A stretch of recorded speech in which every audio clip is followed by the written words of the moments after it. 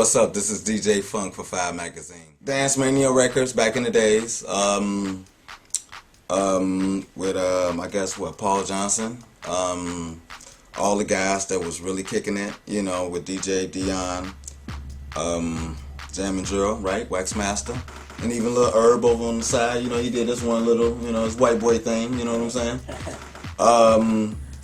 And basically just wanting to be like a techno underground superstar and just still doing it, popping it off. I got them bitches hopping up and down, crack-a-lacking, you know what I'm saying? I got them pumping in and out like this. You know, I'm old school now though, so it's kind of funny. But I guess a little bit about Chicago is a lot of the underground superstars that like really did something, they kept it relevant. Like, they could have made records 15, 20 years ago, you know, like Cashmere or Percolator, and you could still fucking turn a motherfucking party out. I could go anywhere in the world, from Japan to Australia, to Canada, of course the US, and all over in Europe. You can put some old school ass Dance Mania on and really fucking turn the shit out. Ghetto House started with myself, DJ Dion, Jam and Drill, House Man, the whole Dance Mania thing. I coined the first record, Ghetto House, on one of my records, and it kind of stuck. It wasn't even planned or anything. I was working on house music, you know, like Mike Don and them, they was doing their thing, right? And, you know, I'm in the ghetto, you know, and it's house music, so it kind of made sense to call this record Ghetto House, but everybody started calling it Ghetto House, then Booty House, then Ghetto Tech, and Tech Ghetto, and Electro Bound. It kind of, you know, perpetuated and it did this little thing. Juke is the same thing as Ghetto House. Or even like when we like take a step back with Farley them, it's like track records. You know what I'm saying? Just regular tracks. Chicago guys with the drum machines beating it up, making bitches shake their motherfucking ass. Party people! Party people!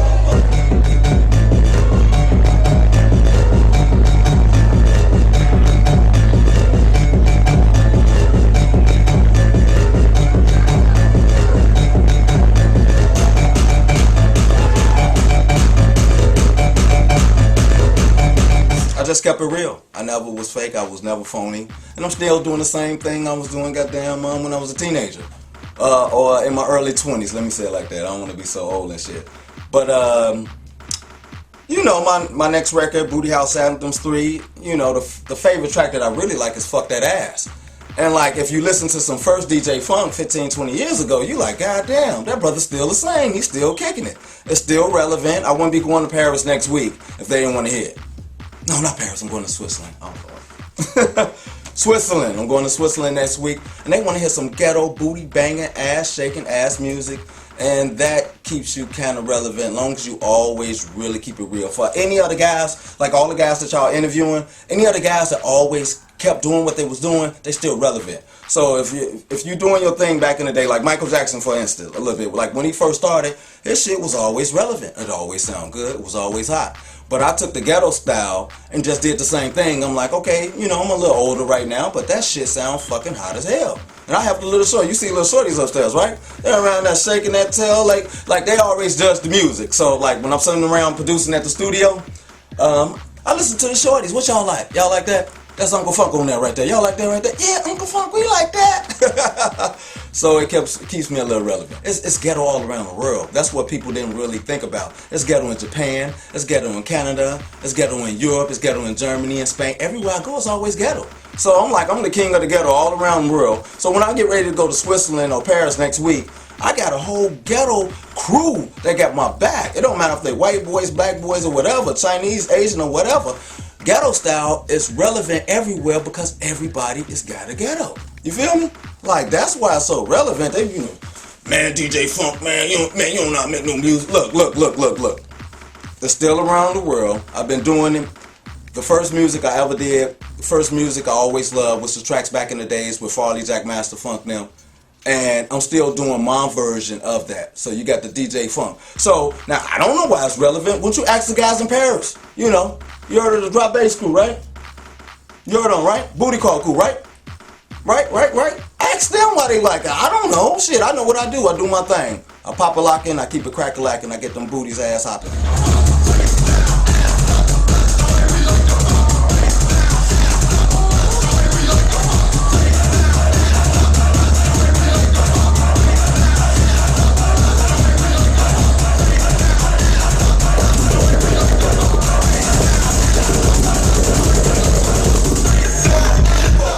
some guys that's doing music, you know, like some of the rapper guys, for instance, right?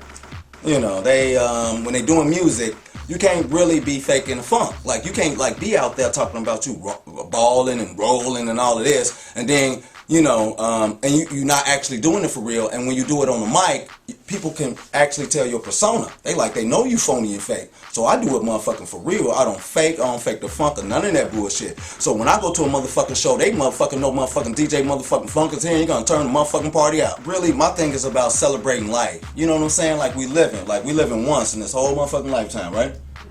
Why not have a motherfucking good time? Why not have a motherfucking ball? Now, if I'm the motherfucking chairman to do that, you know, I might be like little Barack and shit, you know what I'm saying? But I'm like Barack Funk. I'm finna turn this motherfucking party out, and these bitches finna motherfucking shake their motherfucking hat. Alright, let me calm down. Five Magazine. Actually, right now, Five Magazine has been brilliant to me because this is our second encounter. And the first encounter, we did a party, and it was so beautiful. It was immaculate. It's like, bam, bam, bitches was shaking their motherfucking ass. I had DJ Urban on this motherfucker, and we was doing our motherfucking thing. That's what I feel about Five, motherfucker. Five up. You feel me, right? Pop that thing, pop that thing, pop that thing, pop that